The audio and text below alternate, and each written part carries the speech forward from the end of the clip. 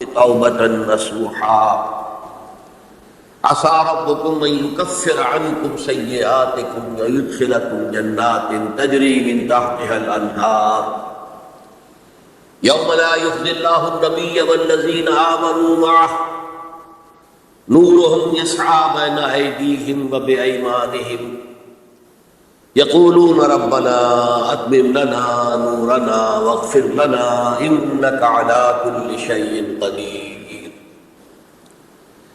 وقال عز وجل كما ورد في سورة النور وتوبوا إلى الله جميعا أيها المؤمنون لعلكم تفلحون. وقال جل وعلا كما ورد في سورة الزمر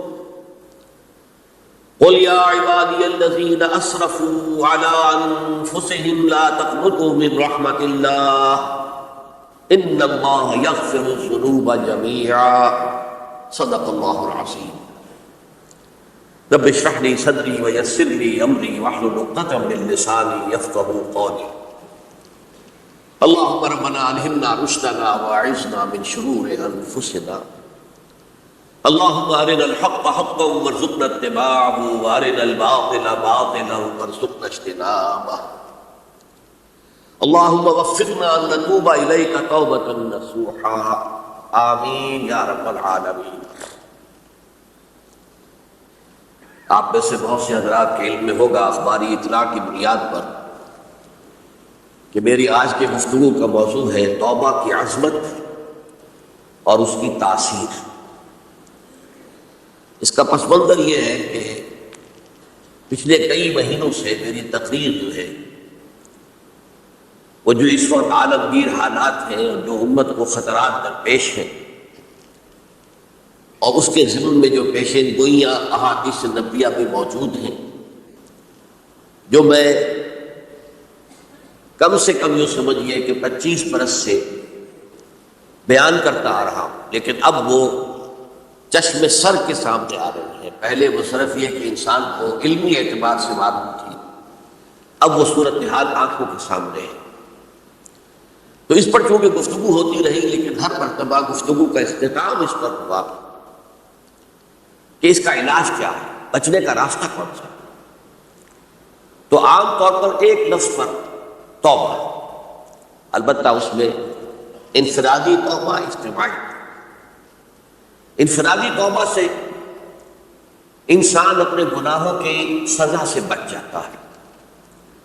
آخرت میں اللہ تعالیٰ اسے اپنے عفو و درگزر کا، اپنی رحمت کا، اپنے فضل کا مستحق قرار دیتا ہے.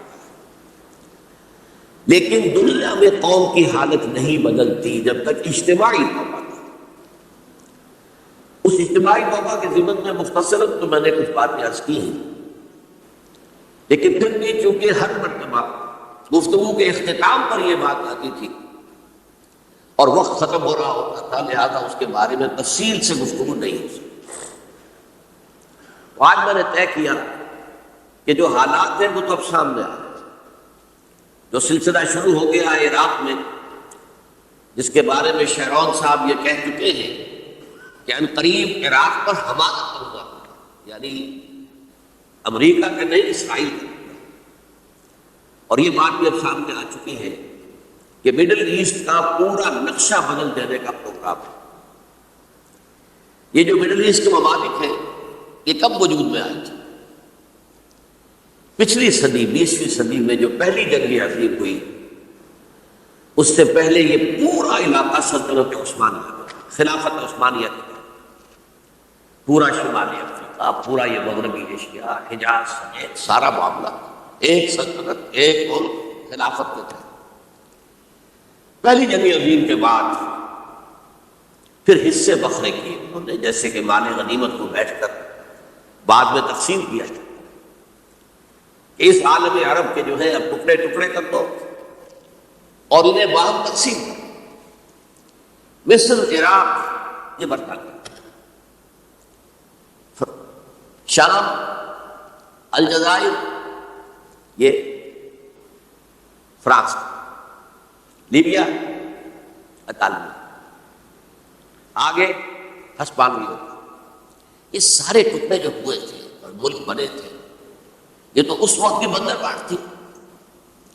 اسی طرح اب کہا جا رہا ہے کہ اس جنگ کے بعد حقیقت میں مڈل ایسٹ کا نقشہ تبدیل کر دیا۔ یہ صرف چینج آف ریجیم نہیں ہے، چینج آف ریجن، علاقے کا، اور اس کو ہم اپنی اصطلاح میں جب کہیں گے تو گویا کہ ایک عظیم تر اسرائیل کے قیام کا منصوبہ ہے جس پر عمل کا آغاز ہو گیا، ورنہ اس جنگ کی کوئی وجہ سمجھ میں نہیں آتی، کوئی جرم ثابت نہیں ہوا صدام کا۔ پہلی خلیج کی جنگ میں تو اس کا جرم ثابت تھا، اس نے کویت پر حملہ کیا تھا، اس پر تو کوئی جرم شیش ہے ہی۔ ان کے اپنے معاہدہ انسپیکٹر جا کر بتاتے رہے کہ کچھ نہیں دیکھا، کچھ نہیں پایا۔ اس حوالے سے سوچئے کہ کیا جواز، کوئی جواز پوری دنیا میں یہ بات تسلیم کی جاتی ہے کہ بلا جواز حملہ، اور کس قدر شدت سے ہے، کتنی طاقت سے ہے، کتنی قوت سے ہے، کتنی فوجیں آئی ہیں، کتنے جو ہے خلیج کے اندر جہاز کھڑے ہوئے ہیں جن پر سے کہ ہوائی جہاز اڑتے ہیں، کتنے چھوٹے چھوٹے جہاز کھڑے ہوئے ہیں، کہاں کہاں سے حملے ہو رہے ہیں۔ اصل میں وہ کتاب المناہب کے اندر حضور نے جن خبروں کی پیشن گوئی کی تھی وہ اب ہمارے سامنے ہے۔ اسی طرح پاکستان کا معاملہ ہوتے ہوتے رفتہ رفتہ ہمارے گرد گھیرا تنگ ہو رہا ہے۔ ہم پر ایک الزام تو وہ کہتے ہیں کہ آپ چاہے لاکھ دفعہ قسم کھا لیں ہم نہیں مانیں گے، شمالی کوریا کو ایٹمی صلاحیت جو ہے وہ آپ نے دی، ہمارے پاس ثبوت ہے، اس کے بدلے میں ان سے میزائل ٹیکنالوجی آپ نے لی ہے، ہمارے پاس ثبوت ہے، اور آپ کشمیر میں کراس بارڈر انفلٹریشن اور ٹیررزم کو روک نہیں سکے، آپ نے نہیں روکا۔ اور یہ جو ہے فنڈامنٹلسٹ جو ہیں آپ کے ملک میں سر اٹھا رہے ہیں، 2 صوبوں میں ان کی حکومتیں بن گئی ہیں، اس سے تو اندیشہ ہے کہ کہیں ایٹمی صلاحیت جو ہے آپ کی وہ ان کے ہاتھ میں نہ چلی جائے، پھر تو وہ القاعدہ اور ٹیررسٹ کے حوالے پہنچ جائے۔ لہذا حالات جو ہے بہت نگہباں ہیں، اور یہی وجہ ہے کہ اس کا عکس ہمیں نظر آتا ہے بھارت کا جو طرز عمل ہے اس وقت، جس طرح تھریٹننگ انداز اس کا اس وقت ہے، اتنا اس سے پہلے کبھی نہیں تھا۔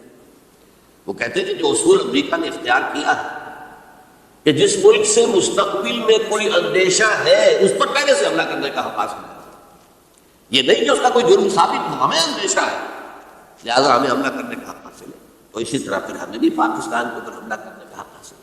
بعد میں ان میں اب زیادہ وقت صرف نہیں کرنا چاہتا، یہ چیزیں تو اب رائٹنگ آن دی وال کی حیثیت سے ہماری نگاہوں کے سامنے ہیں۔ آج میں چاہتا ہوں کہ اس توبہ کے موضوع پر کچھ عرض کروں، اور اس میں بھی ایک خاص بات جس کی طرف کہ میرا ذہن حال ہی میں منتقل ہوا ہے، وہ آج میں یوں سمجھیے کہ اضافی طور پر آپ کے سامنے رکھوں گا۔ دیکھیے توبہ کے بارے میں قرآن مجید میں بے شمار آیات ہیں، اور توبہ جو ہے ہماری دینی تعلیمات کا ایک اہم ستون ہے۔ میں نے ابھی صرف 3 مقامات سے آیات آپ کو سنائی، یا ایھا الذین آمنوا توبوا الی اللہ توبۃ نصوحا، اہل ایمان اللہ کی جناب میں توبہ کرو خلوص کے ساتھ، اخلاص کے ساتھ، توبۃ النصوح، زبانی کلامی نہیں، توبہ کی تسبیح نہیں، بالفعل۔ عسیٰ ربکم ان یکفر عنکم سیئاتکم، امید ہے تمہارا رب تمہاری برائیوں کو تم سے دور کر دے گا، یہ توبہ کی تاثیر ہے۔ اگر آپ کے اخلاق اور کردار میں تو غلط شے شامل تھی، اللہ تعالیٰ آپ کے کردار کے دامن کو دھو دے گا، اور آپ کے اعمال نامے بھی اگر دھبے لگے ہوئے تھے تو اللہ تعالیٰ ان دھبوں کو بھی دھو ڈالے گا۔ عسیٰ ربکم ان یکفر عنکم سیئاتکم ویدخلکم جنات تجری من تحتہا الانہار، تمہیں داخل کرے گا ان باغات میں جن کے دامن میں ندیاں بہتی ہیں۔ یوم لا یخزی اللہ النبی والذین آمنوا معہ، وہ دن جس دن اللہ تعالیٰ اپنے نبی کو رسوا نہیں کرے، معاذ اللہ ثم معاذ اللہ، اور نبی کے ساتھ ہی ان کو بھی کہ جو ان کے ساتھ ایمان لائے۔ نورہم یسعی بین ایدیہم و بایمانہم، ان کا نور ان کے سامنے طرف اور داہنی طرف دوڑتا ہوا، نور ایمان قلب سے پھوٹ رہا ہوگا اور وہ سامنے روشنی ڈالے گا، اور نور اعمال صالحہ داہنے ہاتھ کی طرف سے جو کہ عمل کرتے ہیں نیک ہم، تو وہاں سے نور ظاہر ہوگا جو دنیا میں اعمال کی شکل میں کمایا گیا۔ اور اس وقت اہل ایمان کہتے ہوں گے، یقولون ربنا اتمم لنا نورنا واغفر لنا، اے اللہ ہمارے نور کو کامل فرما دے۔ اس کا پس منظر یہ ہے کہ ظاہر بات ہے کہ ایمان کے درجات بھی بے شمار ہیں۔ کہاں ابو بکر صدیق کا ایمان، کہاں ایک عام صحابی کا ایمان، کہاں ہم جیسے غیر صحابہ عام مسلمانوں کا ایمان، یہ نسبت خاک رابع عالم پاک، اسی نسبت سے اس نور کی انٹینسٹی ہے۔ حضور نے فرمایا کچھ لوگوں کا نور تو اتنا ہوگا کہ وہ مدینے سے صنعاء تک اس کی روشنی پہنچ رہی ہو، یمن کے دارالحکومت تک، اور کچھ لوگوں کا نور اتنا ہوگا کہ صرف ان کے قدموں کے آگے روشنی ہو جائے گی، جیسے ٹارچ ہوتی ہے آپ کے ہاتھ۔ تو ظاہر بات ہے کہ اگر آپ کو رات کے وقت جنگل سے گزرنا ہو اور پگڈنڈی ہو کوئی اور اندھیری شب ہو، تو آپ کے لیے وہ ٹارچ بھی کس قدر بڑی غنیمت ہے کہ آدمی دیکھ لیتا ہے کہ سامنے سانپ ہے، کیا ہے، گڑھا ہے، کھائی ہے، کیا ہے۔ تو اس روز جن کو وہ ٹارچ نصیب ہو گئی وہ بھی بہت خوش قسمت، بہت خوش قسمت، بہت خوش قسمت۔ لیکن ان کا کیا کہنا، جن کا نور مدینے سے صنعاء تک پہنچا، تو جن کے نور کی انٹینسٹی کم ہوگی وہ اللہ سے دعا کرتے ہوں گے ربنا اتمم لنا نورنا، پروردگار ہمارے نور کو بھی کامل کر دے۔ تو نے اپنے ان بندوں پر کتنا فضل کیا ہے، کتنا بڑا نور ان کو عطا کیا۔ اتمم لنا نورنا، ہمارا نور بھی اس کا اتمام فرما دے، تکمیل کر دے، واغفر لنا۔ اور یہ کیسے ہوگا؟ ایسے ہوگا کہ ہمارے گناہوں کی پردہ پوشی کر دے۔ گناہوں کی پردہ پوشی ہوگی تو پھر اس نور کی انٹینسٹی میں اضافہ ہوگا۔ واغفر لنا انک علی کل شیء قدیر، یقیناً تو ہر شے پر قادر۔ پھر میں نے آپ کو آیت سنائی سورہ نور کی، یہ آیت نمبر 31 بڑی طویل آیت ہے، اس کا آخری ٹکڑا ہے۔ وَتُوبُوا إِلَى اللَّهِ جَمِيعًا أَيُّهَا الْمُؤْمِنُونَ لَعَلَّكُمْ تُفْلِحُونَ، اے ایمان والو اللہ کی جناب میں سب مل جل کر توبہ کرو تاکہ تم فلاح ہو۔ یہ گویا کہ اجتماعی توبہ کا میں نے آپ کے سامنے اصطلاح بیان کی ہے، یہ اس کا نقشہ ہے۔ اور ایک اور آیت جو میں نے آپ کو سنائی سورہ زمر کی آیت نمبر 53، بعض لوگوں پر کچھ مایوسی طاری ہو جاتی ہے، ہم اتنے عرصے سے گناہ کرتے چلے آ رہے ہیں، کیسے معافی ہو، کیسے ممکن ہے، کیسے چھٹکارا ملے گا؟ ایسے لوگوں کے لیے ان کے اطمینان کے لیے، ان کی دلجوئی کے لیے، ان کی تسلی کے لیے یہ آیت عظیم ترین آیات میں سے قرآن میں ہے۔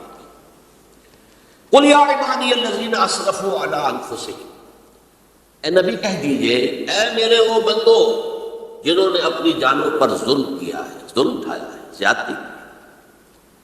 تم گناہ کرتے رہے ہو تو اپنی جان پر ظلم کیا ہے، میرا تو کچھ نہیں بگڑا۔ اللہ تو غنی ہے، اس کی تو سلطنت میں کوئی کمی نہیں آتی۔ ایک حدیث قدسی کے الفاظ آئے ہیں، میرے بندو اگر تم سب کے سب، اولکم و آخرکم و انسکم و جنکم، تمام انس و جن اور اولین سے لے کر آخرین تک کسی بدترین انسان جیسے فاسق و فاجر ہو جائے، سب ابلیس بن جائیں، تب بھی میری سلطنت میں کوئی کمی نہیں۔ اور اگر تم سب کے سب اولین و آخرین اور انس اور جن سب مل کر جو متقی ترین انسان ہو سکتا ہے ویسے بن جاؤ، ابو بکر صدیق بن جاؤ، تب بھی میری سلطنت میں کوئی اضافہ نہیں۔ تو اللہ تعالیٰ کا تو کچھ بگڑتا نہیں ہے، انسان گناہ کرتا ہے تو اپنا نقصان۔ قل یا عبادی الذین اسرفوا علی انفسہم، کہہ دیجئے اے نبی اے میرے وہ بندو جنہوں نے اپنی جانوں پر ظلم کیا ہے، ستم کیا ہے، ظلم اٹھایا ہے، لا تقنطوا من رحمت اللہ۔ میں آج بعض حدیثیں اس موضوع پر آپ کو سناؤں گا، عجیب چشم کشا حدیثیں۔ میں نے چونکہ اس موضوع پر گفتگو کرنی تھی تو میں نے کچھ اس مرتبہ احادیث کا تفحص کیا، تو واقعہ یہ ہے کہ بعض احادیث پڑھ کر خود میری جو ہے میرے علم میں اضافہ ہوا، ادھر میری توجہ آج تک نہیں گئی تھی۔ لا تقنطوا من رحمت اللہ، اللہ کی رحمت سے مایوس مت ہو، ان اللہ یغفر الذنوب جميعا، اللہ تعالیٰ تمام کے تمام گناہ معاف کرتے ہیں۔ اللہ تعالیٰ کی قدرت ہے، اللہ کا اختیار ہے، اللہ کا فیصلہ ہے، لہذا مایوس مت استحق۔ احادیث تو میں بعد میں آپ کو سناؤں گا، اس سے پہلے اس کا فلسفہ سمجھ لیجیے اصل میں کیا ہے۔ دیکھیے ایک ہے طبیعی اعمال، فزیکل، ان کا ہم دنیا میں اصول یہ دیکھتے ہیں کہ اس کے نتائج لازم اور اسے چھٹکارا نہیں مل سکتا۔ آپ نے سبزیاں کھایا تو مرے گے، چائے کھانے کے بعد آپ پر آپ نے خودکشی کا ارادہ کیا، سنکھیا کھا لیا، اب چاہے آپ پر ندامت ہو، پشیمانی ہو، پریشانی ہو، توبہ کریں، بچنے کا کوئی سوال نہیں بن رہی۔ اللہ یہ کہ اللہ تعالیٰ جو ہے اپنی معجزانہ کسی قدرت سے اس عمل کا جو طبعی نتیجہ ہے اس کو نکلنے سے روک دے۔ آگ کی فطرت ہے کہ وہ جلاتی ہے، اللہ کے حکم کے تحت حضرت ابراہیم کو اس نے نہیں جلایا، یا نار کونی بردن وسلام علی ابراہیم، لیکن یہ ہمیشہ نہیں ہوتا، یہ تو ایک دفعہ ہو گیا بس۔ اللہ جب چاہے اب بھی کر سکتا ہے، لیکن یہ روز روز نہیں ہوتا۔ روز روز جو بھی فزیکل لاز ہے وہ چل رہے ہیں، اگر وہ نہ چلے تو کوئی سائنس پاسبل ہی نہ ہو، کوئی ٹیکنالوجی ممکن ہی نہ ہو۔ یہ تو ان فزیکل کیمیکل لاز جو ہیں ان کا دوام ہے، جس کی وجہ سے ساری سائنس اور ٹیکنالوجی اب کہاں سے کہاں پہنچ رہی ہے کہ عروج آدم خاکی سے انجم سے ہمیں جاتے ہیں کہ یہ ٹوٹا ہوا تارا کہیں وہی کامل نہ بن جائے۔ تو یہ توبہ جو ہے فزیکل اعمال میں مفید نہیں ہے، چاہے آپ پر یہ احساس میں کیا کر بیٹھا، کیا میں نے کیا، کیوں میں نے کھا لیا، یہ سب کیا، تو توبہ سب کرے۔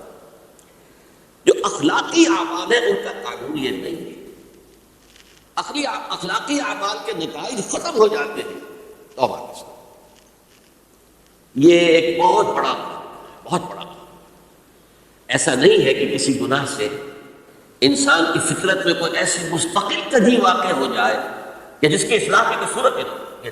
بڑے سے بڑے توبہ کرو، خلوص سے دل سے کرو، جو اس کے اصول ہیں، جو اس کے قواعد ہیں، جو اس کے ضوابط ہیں، جو اس کی شرائط ہیں، ان کو پورا کرو۔ تو بڑے سے بڑے اعمال، برے سے برے اعمال، میں حدیثیں آج آپ کو سناؤں گا، حیران کروں، کیونکہ عام طور پر یہی ہوتا ہے کہ مواعظ میں چونکہ لوگوں کو اصلاح کی ترغیب دلانی ہوتی ہے تو وہ جو انذار کا پہلو ہے اسے زیادہ نمایاں کیا ہے۔ اللہ کی طرف سے شدید الانتقام، اللہ انتقام دینے والا، اللہ سزا دینے والا ہے، لیکن یہ دوسرا پہلو جو ہے وہ بھی اپنی جگہ پر بہت اہمیت کا کہ طبیعی اعمال کے نتائج اور عواقب اور اخلاقی اعمال کے نتائج اور عواقب یہ ایک جیسے نہیں ہیں۔ اب اس معاملے میں تاریخ مذاہب عالم میں جو بہت بڑی غلطی ہوئی، تورات میں حضرت آدم اور حوا علیہ السلام سے جو غلطی اور خطا ہو گئی تھی، آپ اندازہ کیجئے کیا مقام اللہ نے عطا کیا تھا، سارے فرشتوں کو ان کے سامنے سجدہ کروا دیا تھا، اور ایک ہی حکم تو دیا تھا نا کہ اس درخت کے قریب نہ جانا، اور تو ابھی کوئی شریعت نہیں تھی، کوئی لمبے چوڑے احکام نہیں تھے، کھاؤ جہاں سے چاہو، اس ایک درخت کے پیچھے پاس نہ جاؤ، فلا تقربا هذه الشجرة فتكونا من الظالمين، اور وہی کام کر بیٹھے حضرت آدم اور حضرت حوا علیہ السلام۔ کتنا بڑا ہوگا، کتنا بڑا، لیکن قرآن نے وضاحت کر دی کہ آدم نے توبہ کی، اللہ نے معاف کر دیا۔ اللہ تعالیٰ سے کلمات سیکھے، ندامت دل میں پیدا ہو گئی حضرت آدم، لیکن الفاظ نہیں تھے، کن الفاظ میں اللہ سے معافی مانگوں، مجھ سے خطا ہو گئی، بہت بڑی غلطی، وہ الفاظ ہی اللہ نے سکھائے۔ فتلقى آدم من ربہ کلمات، یہ ہے جس میں کہ وہ علامہ اقبال کا ایک شعر ہے ان کے نوجوانی کے دور کا، جس پر میں بھول رہا ہوں کہ صاحب دہلوی تھے یا کوئی اور تھے کہ جنہوں نے علامہ سے کہا تھا میاں اس عمر میں، اور یہ شعر اس بڑی محفل میں بات آئی تھی کہ موتی سمجھ کے شان کریمی نے چن لیے قطرے جو تھے میرے عرق انفعال کہتے ہیں عربی میں پشیمانی، شرمندگی، اور عام طور پر جب کسی انسان پر پشیمانی اور شرمندگی طاری ہوتی ہے تو پیشانی جو ہے اس پر کچھ پسینہ ساتا ہے، تو قطرے جو تھے میرے عرق انفعال کے موتی سمجھ کے شان کریمی نے چن لیے، اللہ کی نگاہ میں ان کی اتنی قیمت، ان کی اتنی موقت میرے بندے نے پشیمانی اختیار کی ہے اپنے اس غلط کام کے اوپر، اسے رنج اور افسوس ہو رہا ہے، اور اللہ کی نگاہ میں اس کی یہ عظمت ہے، یہ قیمت ہے۔ تو اللہ تعالیٰ نے جب حضرت آدم کے دل میں وہ پشیمانی پیدا ہو گئی تو الفاظ نہیں تھے، کن الفاظ میں؟ ہم کہتے ہیں نا کہ مجھے سمجھ نہیں آ رہا کہ میں کس منہ سے آپ سے بات کروں، میری یہ حیثیت نہیں ہے، میں کن الفاظ میں اپنی جو ہے خطا کا اعتراف، تو اللہ نے وہ کلمات خود سکھا دیے، فتلقى آدم من ربہ کلمات فتاب علیہ انہ هو التواب الرحیم۔ یہ چیز کہیں تورات جب دوبارہ مرتب ہوئی ہے تو وہ نکل گئی، اس میں رہ گئی، باقی اس میں شامل نہیں۔ یہ تاریخی اعتبار سے جان لیجئے، تورات جو ہے وہ آج سے 2500 بلکہ 2600 برس قبل سے دنیا سے غائب۔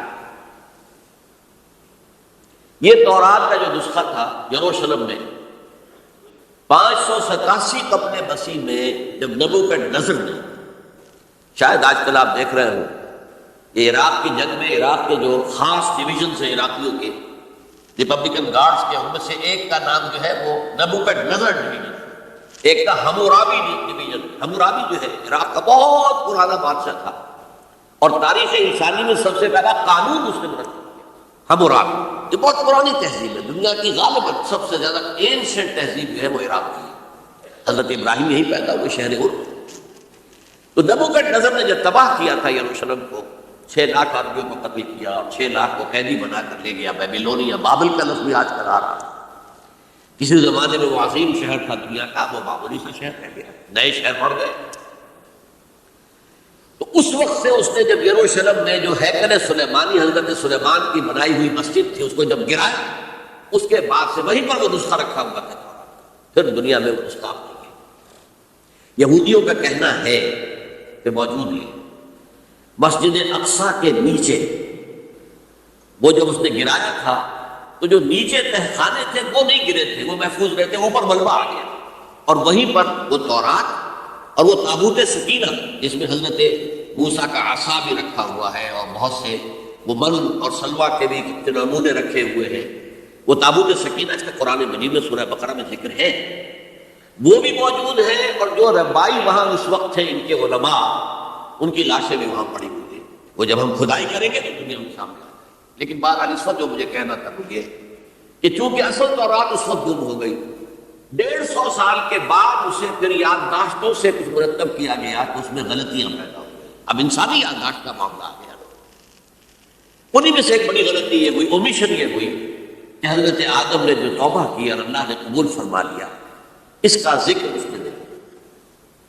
اس سے نتیجہ عیسائیوں نے کیا اختیار کیا کہ وہ اوریجنل سن کہتے ہیں اسے، وہ ابتدائی گناہ تھا عظیم جو ہمارے جد امجد آدم سے سرزد ہوا تھا، اس گناہ کا اثر جو بھی بچہ نسل آدم میں پیدا ہوتا ہے وہ لے کر، یہ زمین و آسمان کا فرق ہے۔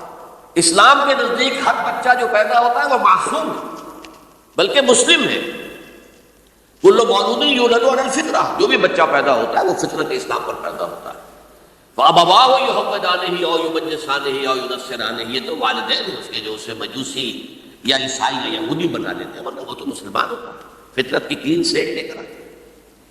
عیسائیت کہتی ہے کہ ہر انسان جو پیدا ہوتا ہے بنیادی طور پر گناہگار ہے، اپنے جد امجد کے گناہ کا بوجھ لے کر آ رہا۔ اب اس کا علاج انہوں نے پھر کیا تجویز کیا، یہ ہے کہ ایک غلطی پر دوسری غلطی اور دوسری پر تیسری غلطی، خشت اول تو نہد بیمار کچ تاثریہ بھی ربط دیوار کچ۔ اب اللہ نے جب دیکھا ہر بندہ جو ہے آدم کی اولاد کا بنیادی طور پر پیدائشی طور پر گناہ گار ہے تو اب کیا کیا جائے، تو اللہ نے اپنا اکلوتا بیٹا، سلبی بیٹا مسیح یسوع اسے زمین پر بھیجا۔ یہ الفاظ میرے ہیں کہ اسے قربانی کا بکرا بنا کر اور ان سب کی طرف سے قبول کر لیا، گناہ گاروں کی طرف سے، کہ ان کے گناہ کا کفارہ ہو جائے گا جو عیسیٰ کو مانے۔ یہ عقیدہ ہے عیسائی۔ جڑ کیا ہے کہ گناہ ہو گیا تو گناہ کا اثر تو رہے گا۔ قرآن یہ کہتا نہیں، اللہ دھو دے، تمہاری سیرت و کردار کے اوپر بھی جو داغ ہیں دھل جائیں گے اور تمہارے نامہ اعمال میں جو دھبے ہیں وہ بھی دھل جائیں گے۔ توبہ کرو، توبوا الی اللہ توبۃ نصوحا، کرو وہ توبہ کے جو بالکل خلوص دل کے ساتھ۔ اب میں ذرا آپ کو کچھ احادیث سنانا چاہتا ہوں۔ ایک طرح کا یہ تبشیر کا پہلو ہے آج ہماری گفتگو میں کہ جو نمایاں ہوگا۔ یہ بات احادیث تو چھوٹی چھوٹی ہے اور یہ بہت مرتبہ میرے گفتگو میں آ چکی ہے، صرف اس وقت حوالہ دے کر گزر جاؤں گا۔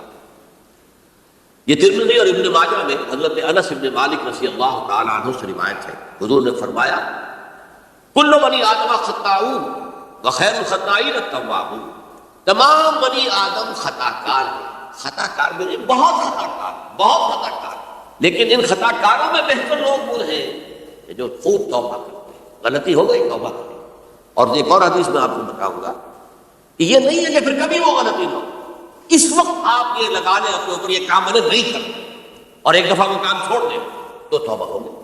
پھر اگر کچھ عرصے کے بعد پھر کہیں آپ جذبات کی رو میں بہ گئے، پھر کہیں کوئی برے اثرات جو ہیں وہ پڑے، پھر غلطی کی بات پھر ہو گیا، تب واپس اسی کا بار بار توبہ کرنا۔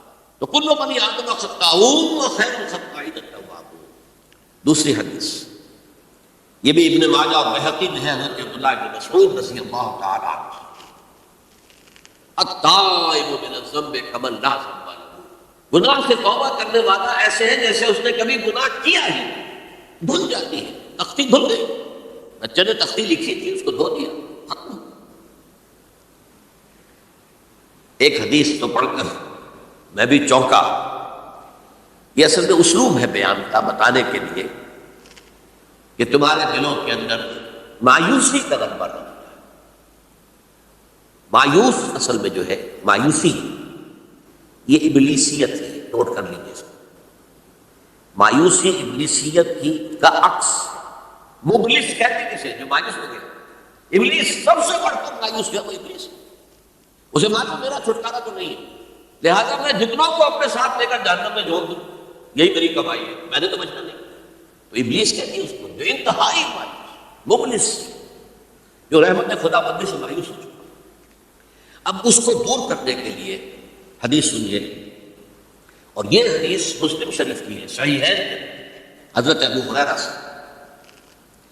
حضور فرماتے ہیں والذی نفسی بیدہ، قسم ہے اس ذات کی جس کے ہاتھ میں میری جان ہے، لو لم تذنبوا، اگر تم لوگ گناہ نہ کرتے، لذهب اللہ بکم، تو اللہ تعالیٰ تمہیں لے جاتا کہیں اور، ولجاء بقوم یذنبون، اور پھر کسی ایسی مخلوق کو پیدا کرتا جو گناہ کرتے، فیستغفرون اللہ، اور پھر وہ اللہ سے استغفار کرتے اور توبہ کرتے، فیغفر لہم، اور اللہ تعالیٰ انہیں معاف کرتے۔ تو میں نے عرض کیا کہ یہ بات چیز ہوتی ہے کہ جن کا واقع سے کوئی تعلق نہیں ہوتا، لیکن ایک زور بیان کے لیے ایک بات کو ایمفیسائز کرتے، جیسے قرآن مجید میں آتا ہے، اے نبی کہہ دو ان کان للرحمن ولد فانا اول العابدین، اگر اللہ کا کوئی بیٹا ہو تو میں سب سے پہلے میں اس کو پوجوں گا، جب میں اللہ کو پوچھتا ہوں تو اللہ کا اگر کوئی بیٹا ہوتا تو کیا میں اس سے نہ پوچھتا، لیکن نہیں ہے۔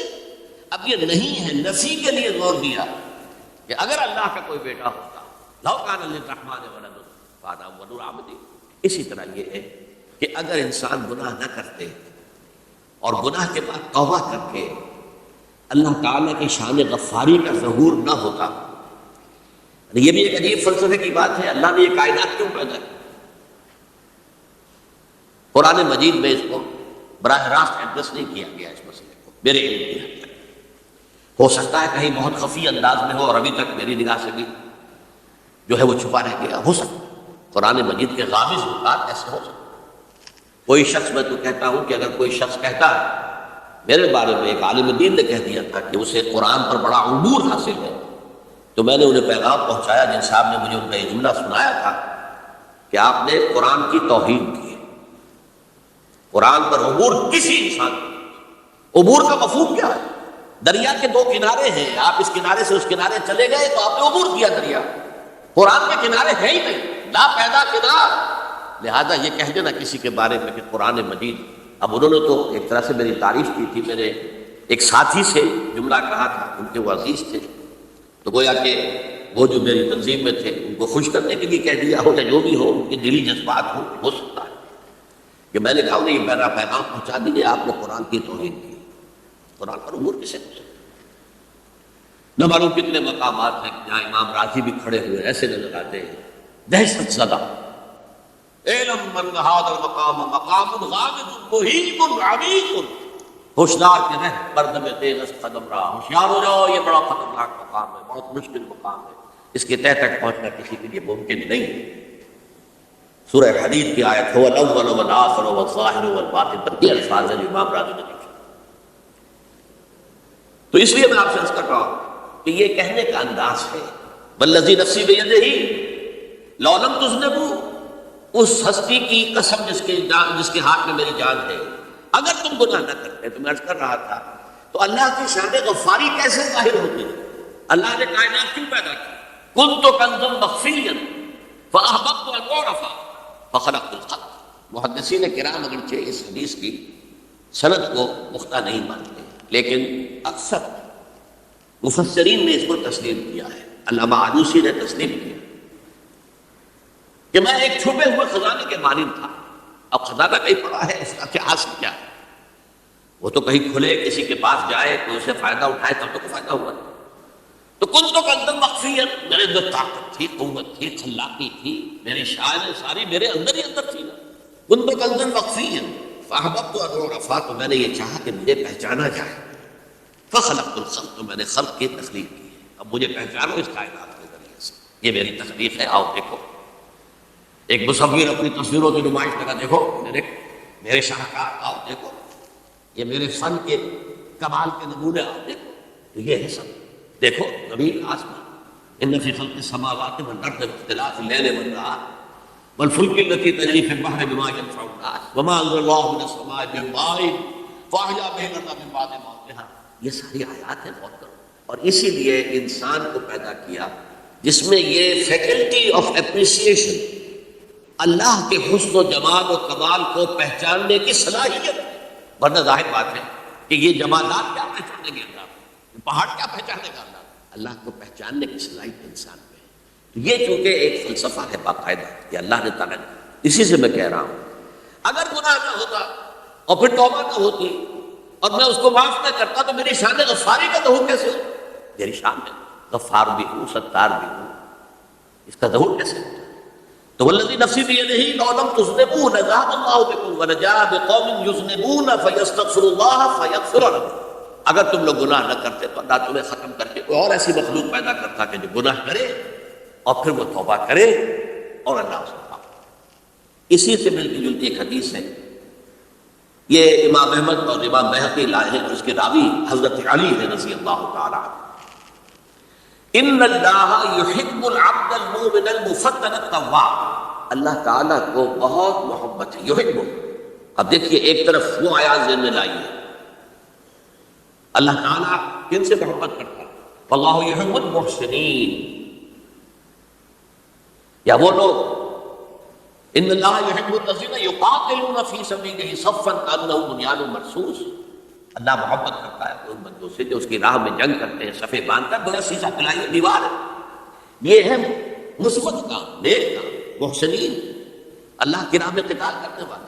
یا اس کے برعکس کہا جا رہا ان اللہ یحب، اللہ تعالیٰ محبت کرتا ہے اپنے اس بندے سے العبد المؤمن، جو مومن ہو. اس کی ایک اور بڑی پیاری حدیث آئے گی، المفتن التواب، جو بہت فطروں میں مبتلا ہو جاتا ہو اور پھر بہت توبہ کرتا ہو. مفتن التواب، لیکن ساتھ ہی پلٹتا ہو، رجوع کرتا ہو، پھر اللہ کے حضور میں حاضر ہوتا ہو، پھر معافی مانگتا ہو. اللہ تعالیٰ کا اپنا ایسا بندہ بہت پسند ہے. اب میں کچھ اور حدیثیں آپ کو سنا رہا ہوں. توبہ کا دروازہ دو اعتبارات سے کہا گیا ہے کہ ایک وقت آنے پر بند ہو جاتا ہے.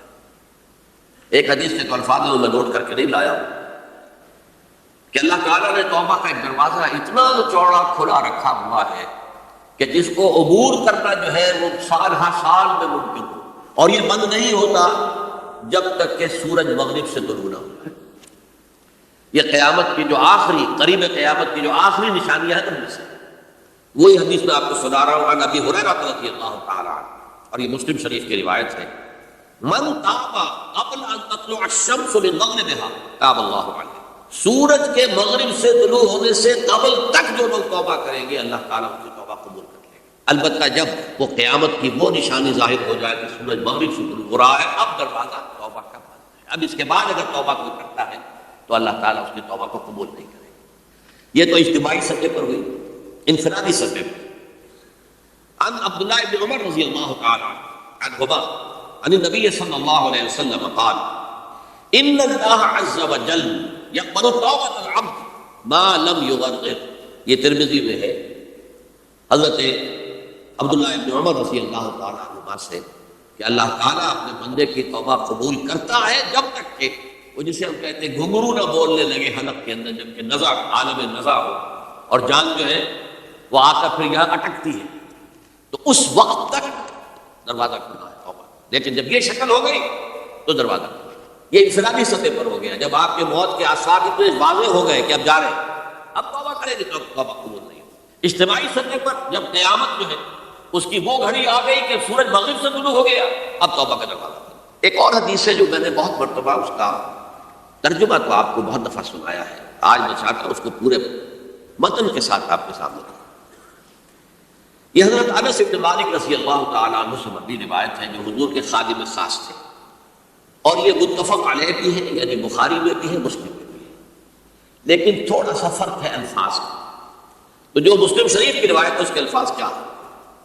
للہ اشد فرحا بتوبۃ عبدہ حین یتوب الیہ، جان لو اللہ تعالیٰ کو زیادہ خوشی ہوتی ہے اپنے کسی گناہ گار بندے کی توبہ سے جب کہ وہ توبہ کرتا ہے۔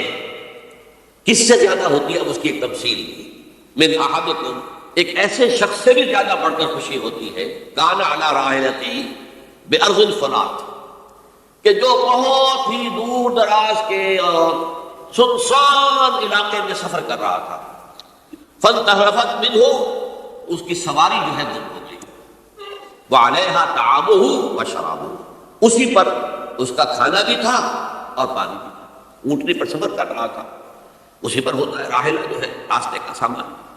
اچانک کہیں بیٹھا ہے تھوڑی دیر کے لیے سستانے کے لیے، کہیں اونٹ آ گئی اور اونٹنی صاحب غائب ہو گئی۔ اب آنکھ کھلی اور اس نے دیکھا، فَأَيَّسَ مِنْهَا، تلاش کر کر کے مایوس ہو گیا، کہیں اونٹنی کا سراغ نہیں۔ اب ظاہر بات ہے کسی صحرا میں یہ کیفیت، اس کا مطلب کیا ہے؟ یقینی موت۔ فَأَتَىٰ شَجَرَةً فَاسْتَجَعَ فِي ظِلِّهَا وَقَدْ أَيَسَ مِنْ رَاحِلَتِهِ، تو وہ ایک درخت کے نیچے اس کے سائے میں آ کے لیٹ گیا، گویا کہ موت کی امید۔ فَبَيْنَهُمَا وَهُوَ كَذَٰلِكَ إِذْ هُوَ بِهَا قَائِمٌ، اس کی کہیں دوبارہ آنکھ لگی ہے جو کھولا تو دیکھا گھٹنے تو موجود ہے کھڑی، تو وہ فوراً اس کی وہ جو رسی ہے وہ پکڑتا ہے، فَأَخَذَ بِخِتَامِهَا ثُمَّ قَالَ مِن شِدَّةِ الْفَرْحِ، اب جو اسے مسرت ہوئی اس کا آپ اندازہ کر سکتے ہیں، ایک یقینی موت کا معاملہ آ چکا تھا، اور اچانک اللہ تعالیٰ نے وہ کھوئی ہوئی اونٹنی جو ہے وہ واپس دلا دی۔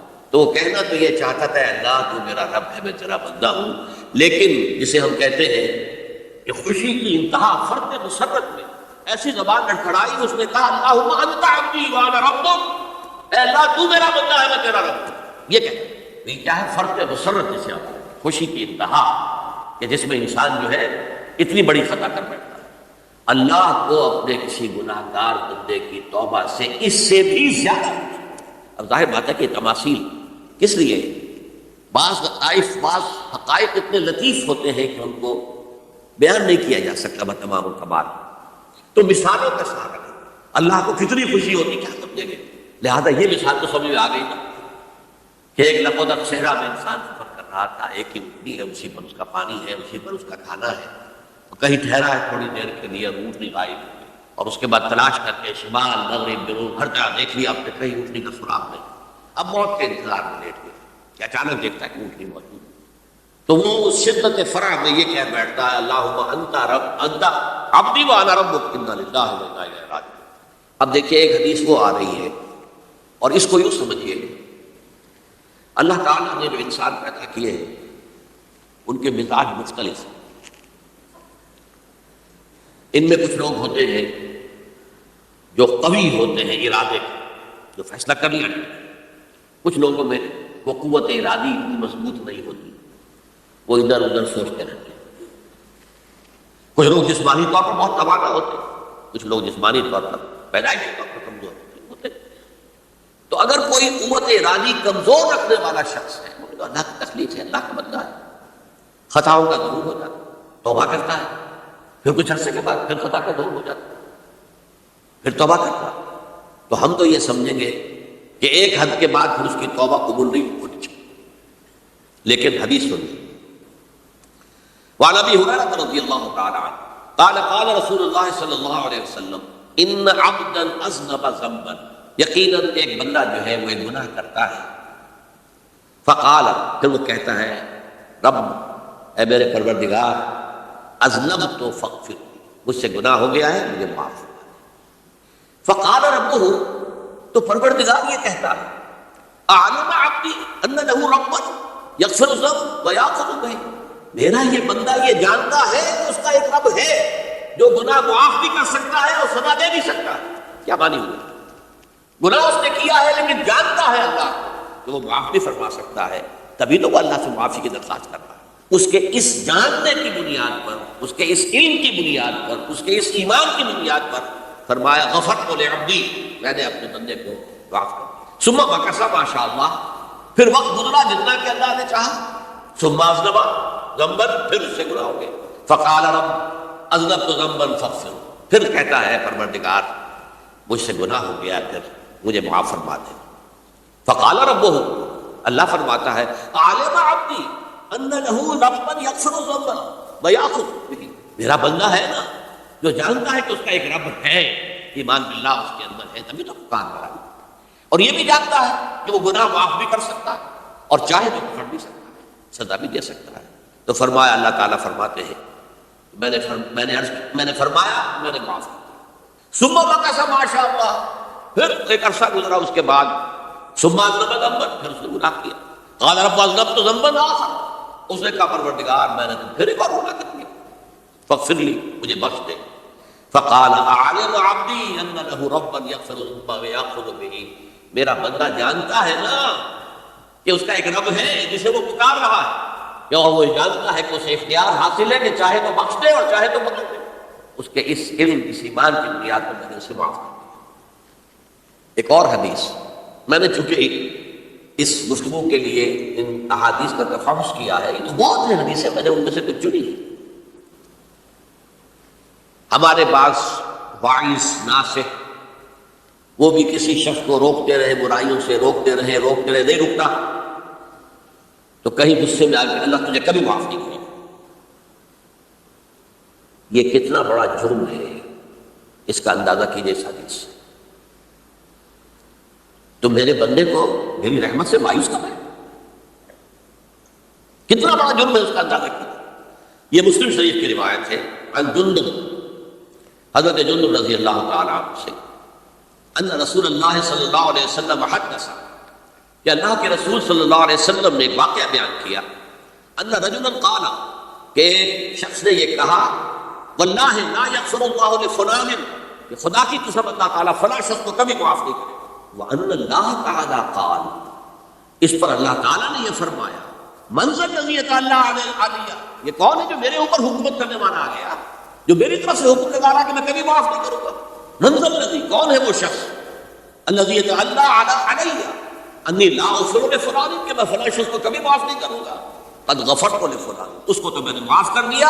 محبت تو عملہ، اس شخص کے تمام اعمال میں نے ضائع کر دیے کہ تم نے میرے بندے کو مایوس کیا. یہ ہے جرم کی انکار. تو توبہ کی دعوت دیتے رہو، توبہ کے لیے لوگوں کو آمادہ کرتے رہو، توبہ جو ہے اس کے لیے ترغیب دیتے رہو، اللہ تعالیٰ معاف فرمانے والا. اب آخری حدیث سنا رہا ہوں، یہ تو بہت ہی عجیب حدیث ہے اور متفق علیہ، بخاری اور مسلم دونوں میں.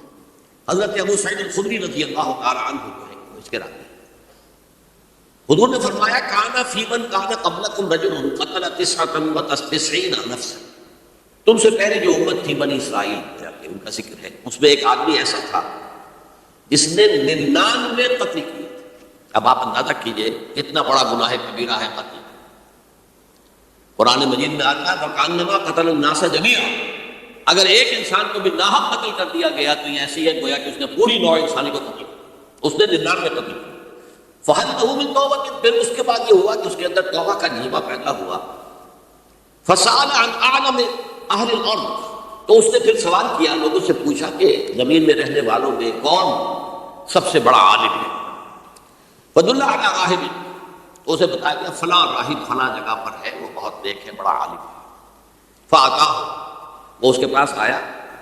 فَقَالَ أَنَّهُ قَتَلَ 99 نَفْسًا فَهَلْ لَهُ مِن تَوْبَةٍ، انہوں نے کہا دیکھیے راہب صاحب میں نے 99 انسان قتل کیے، اب مجھے یہ بتائیے کہ میرے لیے توبہ کا کوئی امکان ہے. فقال لا، انہوں نے کہا نہیں. فقتلہ، اس نے اس کو بے قتل کر دیا. فکمل بہ 100، اپنی سینچری مکمل کر لی، مطلب 99 کے بعد ایک کی کسر تھی، اس کو بھی قتل کیا، 100 پورے کر دیے. ثم سأل عن عالم اہلنا، پھر اس نے پوچھا کوئی اور کوئی بڑے عالم انسان ہو. فدل علی رجل عالم، پھر اس کی رہنمائی کی گئی ایک بڑے عالم شخص کی طرف. فقال انه قتل 100 نفس، تو اس نے وہاں جا کر کہا کہ میں 100 انسان ہلاک کر چکا ہوں، قتل کر چکا ہوں. فهل له من توبہ، میرے لیے توبہ کا کوئی امکان ہے؟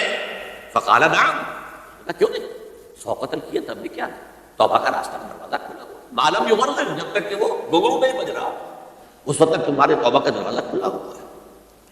فرمایا نعم ومن يحول بینہ وبین التوبہ، تمہاری توبہ کے درمیان اور تمہارے درمیان کون حائل ہو سکتا ہے، توبہ کا دروازہ کھلا ہے. لیکن ساتھ ہی کہا انطلق الی ارض کذا وکذا، تم ایسے کرو جہاں تم رہتے ہو وہاں نہ جاؤ واپس، وہاں کا ماحول اچھا نہیں، معاشرہ اچھا نہیں ہے، ہو سکتا ہے کہ تم توبہ پر قائم نہ رہ سکو، تم فلاں جگہ چلے جاؤ وہاں اچھے لوگ آباد ہیں ان میں جا کے رہو.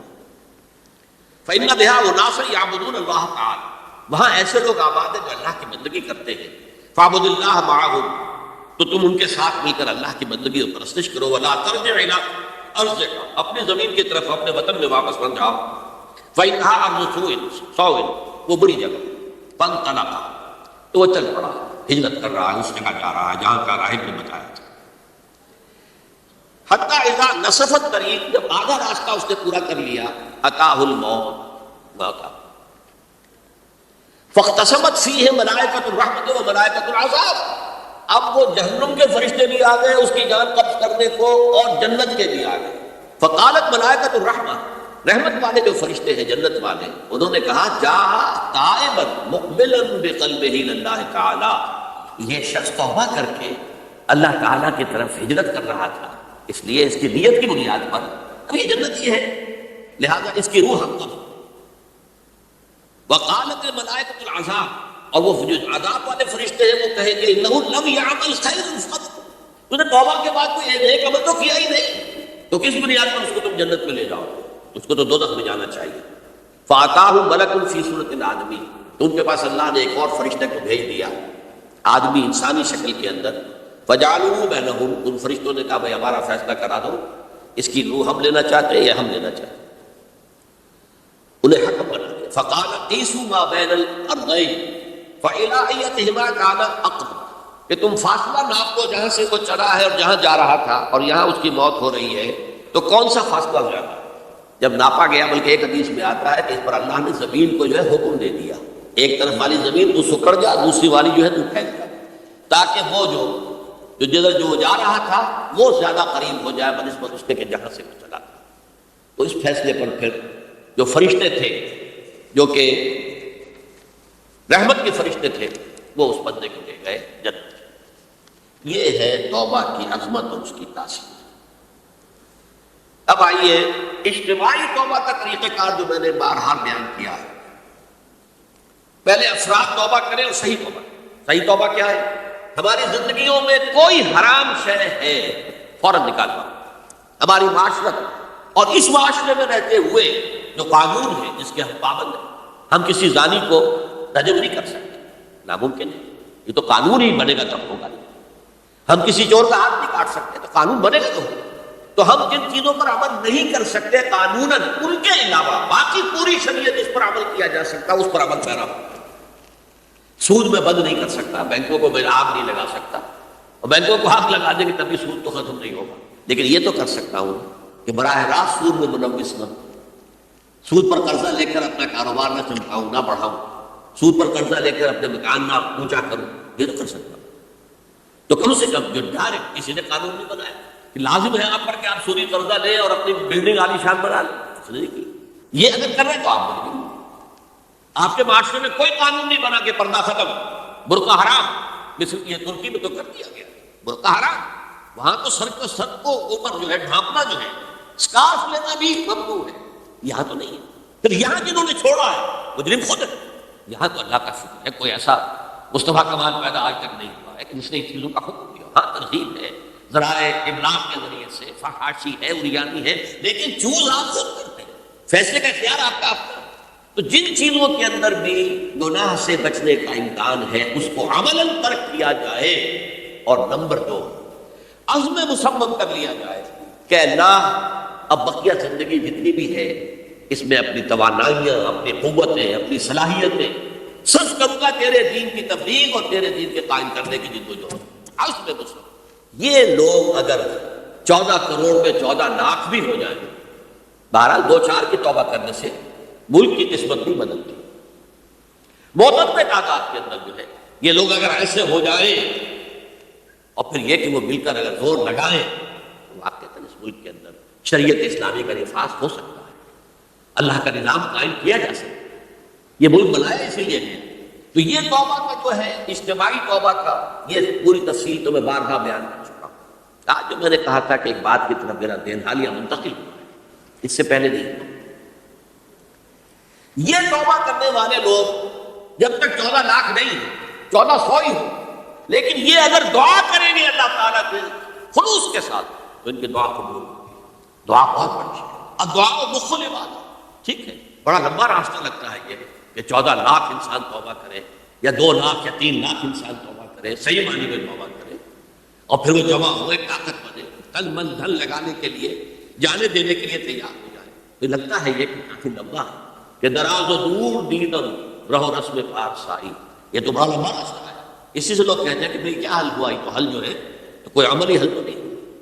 اس میں میرا ذہن منتقل ہوا ہے دعا، اجیب دعوت الداع اذا دعا، اب من یجیب المضطر اذا دعا، بھلا وہ کون ہے جو کسی مضطر کسے کہتے ہیں، ایک شخص نہایت پریشان حال ہو گیا ہو، نہایت پریشان حال، اور میں اللہ کو پکارے، پروردگار تو میری دستگیری فرما، اللہ کسی اور طرف مجھے کوئی توقع نہیں رہی، کوئی نہیں رہا جس سے مجھے کوئی امید۔ یہ مضطر اضطرار کی حالت میں آ کر جب بالکل بے چین ہو کر اللہ کو پکارتا ہے تو اللہ اس کی دعا قبول کرتا ہے، اور دعا کی حد یہاں تک بھی آتے ہیں الفاظ کہ لا یرد البلاء قضاء الا بالدعاء، تقدیر الہی کو بھی اس لیے 2 حصوں میں تقسیم کیا گیا، تقدیر مبرم، ایک تو اللہ کا وہ فیصلہ ہے جو ٹل نہیں سکتا کسی صورت میں، ایک تقدیر معلق ہوتی ہے تو صحیح اللہ کا فیصلہ، لیکن اس میں تبدیلی ہو سکتی ہے۔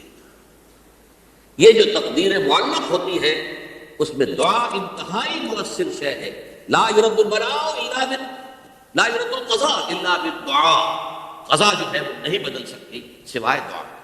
اس دعا کی تو کم سے کم ہم منادی کریں، لیکن پہلے شرط وہی ہے، ورنہ وہ دعا نہیں ہے، ورنہ وہ توبہ نہیں ہے۔ توبہ صحیح ہو، حرام سے اپنے وجود کو اپنے گھر کو پاک کریں، اس کے بغیر کچھ نہیں۔ اس کے بغیر تو جیسے کہ کہا گیا سورہ مائدہ میں قل یا اہل الکتاب لستم علی شیء حتی تقیموا التوراۃ والانجیل، اے نبی سے کہہ دیجئے اے اہل کتاب تمہاری کوئی حیثیت اللہ کی نگاہوں میں نہیں، تمہاری کوئی دعا اللہ کے ہاں قابل پذیرائی نہیں جب تک کہ تم تورات اور انجیل کو قائم۔ لہٰذا دعائیں تو نہ مانو، 30 لاکھ آدمی جو ہے حج کے موقع پر کیسی کیسی دعائیں مانگتے ہیں، کہاں جا رہی ہے دعائیں، کہاں ہے ان کی قبولیت کیا سن۔ توبہ صحیح ہو، اور توبہ کے بارے میں آج میں نے امکانی حد تک آپ کے سامنے آج ترغیب و تشویق کا پہلو رکھا۔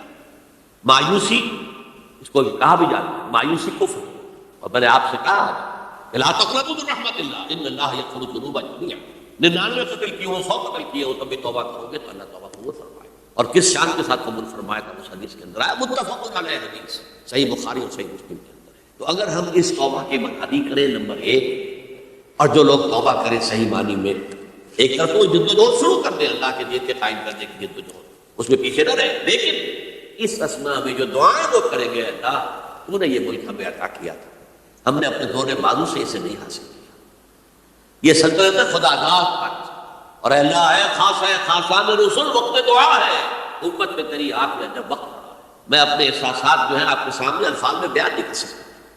یہ جب یروشلم کی تباہی ہوئی تھی جس کا میں نے ذکر کیا ہے، 6 لاکھ انسان قتل ہوئے تھے، اور 6 لاکھ کو نبوکدنضر جو تھا وہ ہاتھ کر بھیڑوں بکریوں کی طرح بیبلونیا لے گیا تھا، اس سے پہلے کتنے ہی نبی اہل کتاب تھے، وہ کہتے رہے تھے کہ ہوش کرو توبہ کر لو، بلکہ ایک جگہ کے الفاظ یہ ہے درخت کی جڑ پر کلہاڑا رکھا جا چکا ہے، اب بھی ہوش میں آ جاؤ، ہوش میں نہیں آئے۔ دنیا پرستی جو بھی ان کے نفس پرستی جو بھی ان کے اوپر مسلط ہو چکی تھی اس نے انہیں توبہ نہیں کی، تباہی و بربادی ہو گئی۔